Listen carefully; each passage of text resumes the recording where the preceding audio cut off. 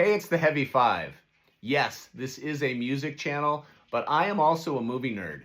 And since the Academy Awards were announced last week, I thought I would spend this week's top five talking about five movies that I absolutely loved this year that are most decidedly heavy. Only one of them was nominated for Best Picture, and I think that movie, including my other four, are all deserving of being the Best Picture this year. I want to give a shout out to the Academy, though, for at least recognizing One Battle After Another and Sinners, both heavy movies that are excellent and absolutely are deserving of the award. One Battle will probably win the other award, although Sinners is a dark horse and could take the top prize.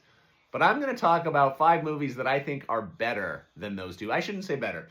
Five movies that I liked personally more than those two this year, starting with another that was in fact nominated for Best Picture, and that is Yorgos Lanthimos' Begonia.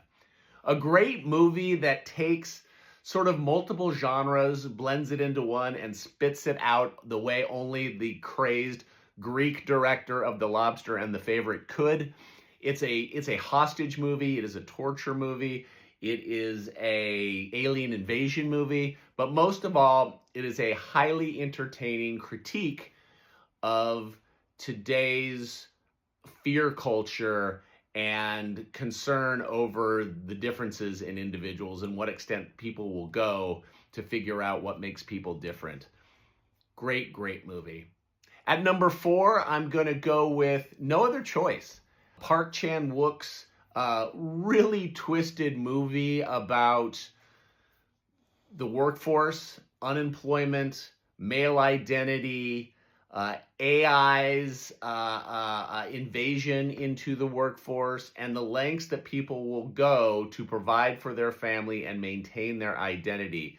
This is a very twisted version of one man's descent into personal crisis that turns into murder as a result of him losing his job. Kind of what you might expect from that storyline from the director of Oldboy. Highly entertaining, just another great movie from a great Korean director. At number three, Weapons. Zach Cregger's amazingly sort of twisted horror told through the lens of Paul Thomas Anderson's story about a demented witch, one of the great movie villains that we've seen in a long time. Sorry, spoilers for Weapons. Lots been said about this movie already. I've watched it multiple times now.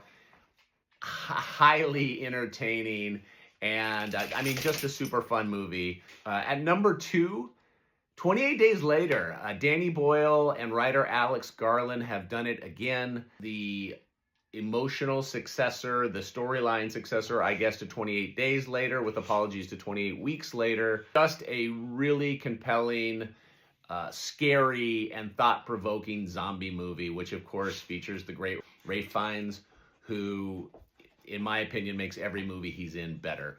The Bone Temple, which came out this year, is the sequel to that movie, is also great. That movie features an amazing sequence featuring Iron Maiden's Number of the Beast. So unquestionably heavy, as all of these movies are. And then finally, my favorite movie of the year, which I have seen multiple times, is Ari Aster's Eddington. This movie was completely overlooked by any kind of awards board, and I kind of don't understand why. It's set around COVID, so it might feel a little dated, but I don't think any movie has really articulated the divide that we are having in the United States right now and how that divide is affecting communities and personal lives and personal beliefs and our willingness to stay in our own lane by diving into deeper rabbit holes that validate our opinions rather than understanding other people's opinions. It is a great movie that is highly disturbing, but also, again, highly entertaining.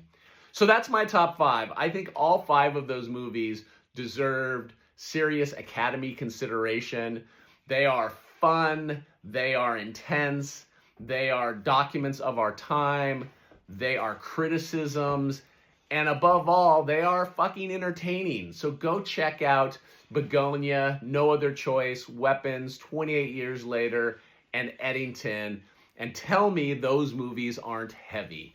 Let me know down below if you want me to talk more about movies. This is a music channel, and I will stick to music. But I had to talk about all of these movies because I definitely think they all fit under our very broad and very fun umbrella of heavy. Thanks for watching. I will see you next time with more music talk. In the meantime, stay heavy.